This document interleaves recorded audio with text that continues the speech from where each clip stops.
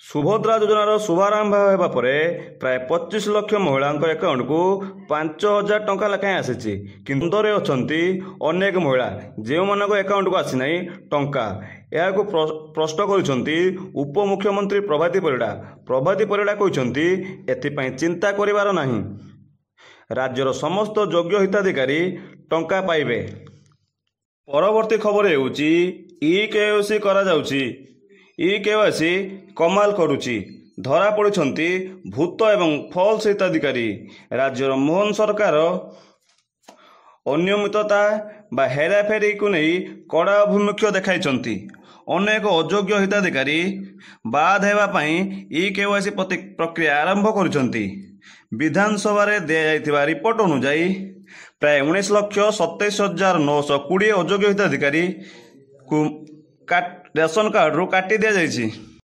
ପରବର୍ତ୍ତୀ ଖବର ହେଉଛି ମୋହନ ସରକାର ଖରିଫ ଧାନ ସଂଗ୍ରହ ପାଇଁ ଏବଂ ଏମ୍ଏସ୍ପି ଲାଗୁ କରିବା ନେଇ ସମୀକ୍ଷା କରିଛନ୍ତି।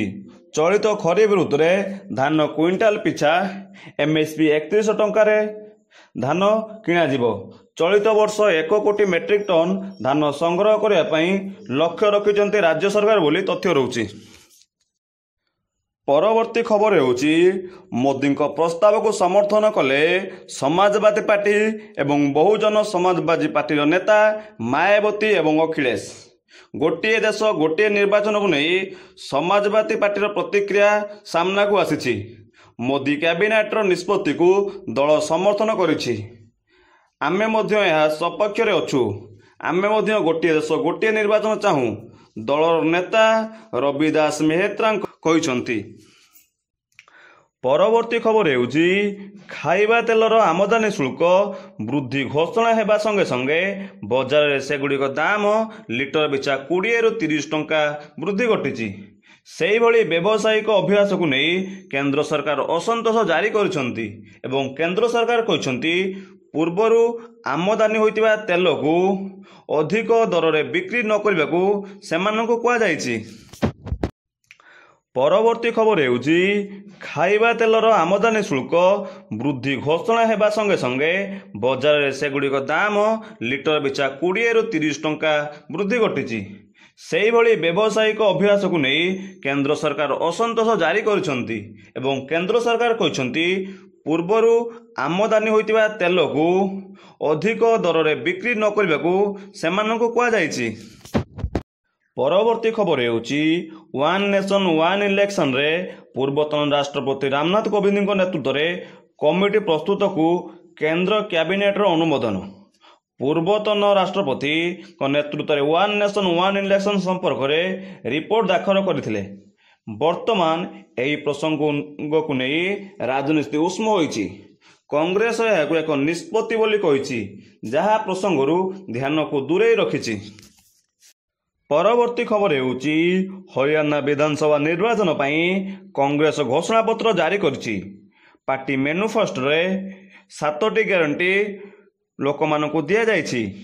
ଘୋଷଣାପତ୍ରରେ କଂଗ୍ରେସ 25 ଲକ୍ଷ ଟଙ୍କା ପର୍ଯ୍ୟନ୍ତ ମାଗଣା ଚିକିତ୍ସା ସେବା ଓ ସରକାରୀ କର୍ମଚାରୀଙ୍କ ନିମନ୍ତେ ପୁରୁଣା ପେନ୍ସନ ଯୋଜନା ସମେତ ଅନେକ ବଡ଼ ବଡ଼ ପ୍ରତିଶ୍ରୁତି ଦେଇଛି।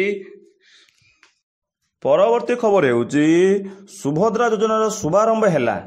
ଆଜି ବିଜେପିର ସରକାର ଗଠନର 100 ଦିନ ପୂର୍ତ୍ତି ହୋଇଛି। ଏଥିପାଇଁ ପୁରୀର ଭବ୍ୟ କାର୍ଯ୍ୟକ୍ରମର ଆୟୋଜନ ହୋଇଛି। ଏଥିରେ ମୁଖ୍ୟମନ୍ତ୍ରୀ ମୋହନ ମାଝୀ, ଅନ୍ୟ ମନ୍ତ୍ରୀ ଏବଂ ବରିଷ୍ଠ ବିଜେପି ନେତା ସାମିଲ ହେବା ନେଇ ସୂଚନା ରହୁଛି। ପରବର୍ତ୍ତୀ ଖବର ହେଉଛି 5T ସ୍କୁଲ ରୂପାନ୍ତରୀକରଣ ନାଁରେ ବ୍ୟାପକ ଦୁର୍ନୀତି ସାମ୍ନାକୁ ଆସିଛି। ବାଲେଶ୍ୱର ଜିଲ୍ଲା ସୋର ଓ ଔପଦା ବ୍ଲକରେ ପ୍ରାୟ 5 କୋଟି ଟଙ୍କାର ଦୁର୍ନୀତି ଅଭିଯୋଗ କରିଛନ୍ତି ସୂଚନା ଅଧିକାରୀ କର୍ମୀ।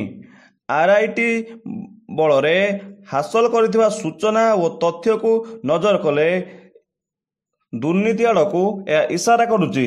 ତେବେ ବାଲେଶ୍ୱରର ସାଂସଦ ପ୍ରତାପ ଷଡ଼ଙ୍ଗୀ ଏସବୁ ପାଇଁ ଭିଜିଲାନ୍ସ ତଦନ୍ତ ନିର୍ଦ୍ଦେଶ ପାଇଁ ସିଏମ୍ ମୋହନ ମାଝୀଙ୍କ ପାଖରେ ଦାବି କରିଥିବା ତଥ୍ୟ ରହୁଛି। ପରବର୍ତ୍ତୀ ଖବର ହେଉଛି ପୁଣି ଆରମ୍ଭ ହେବ ସିଏମ୍ଙ୍କ ଅଭିଯୋଗ ଶୁଣାଣି କାର୍ଯ୍ୟ। ଆସନ୍ତା 23 ତାରିଖ ଠାରୁ ସାଧାରଣ ଲୋକଙ୍କ ଅଭିଯୋଗ ଶୁଣିବେ ସିଏମ୍ ମୋହନ ମାଝୀ ବୋଲି ତଥ୍ୟ ରହୁଛି। ପରବର୍ତ୍ତୀ ଖବର ହେଉଛି ଶଙ୍ଖ ଭବନରେ ଅନୁଷ୍ଠିତ ଏକ ଆୟୋଜନରେ ସାମ୍ବାଦିକ ସମ୍ମିଳନୀ କରି ବିଜେଡି ମୁଖପାତ୍ର ରାଜ୍ୟ ସରକାରଙ୍କ ସଫଳତା ଠାରୁ ରାଜ୍ୟ ସରକାରଙ୍କ ବିଫଳତା ବଖାଣିଛନ୍ତି। ପୂର୍ବତନ ମନ୍ତ୍ରୀ ଅରୁଣ ସାହୁ ସରକାରଙ୍କ ବିଫଳତା ଉପରେ ଆଲୋକପାତ କରୁଛନ୍ତି। ବିଜେପିଙ୍କ ଦ୍ୱାରା ଦାବି କରାଯାଉଥିବା ବିଭିନ୍ନ ସଫଳତା ଉପରେ ମନ୍ତବ୍ୟ ଦେଇଛନ୍ତି ଶ୍ରୀ ଅରୁଣ ସାହୁ। ସେ କହିଛନ୍ତି, ଖଜୁରୀ ଗଛର କି ଗୁଣ ଗାଇବି, ସେ ମୂଳରୁ ପାହାଚ ପାହାଚ, ତୁଳସୀ ଦୁଇ ପତ୍ରରୁ ବାସେ। ସେହିପରି ରାଜ୍ୟ ସରକାର 100 ଦିନର କାର୍ଯ୍ୟକ୍ରମ ପୂର୍ଣ୍ଣ ହୋଇଛି। ବର୍ତ୍ତମାନ ବିଜେପି ସରକାରଙ୍କ ସମୟରେ ଓଡ଼ିଶା ବିକାଶ 2 ପାଦ ପଛକୁ ଯିବ।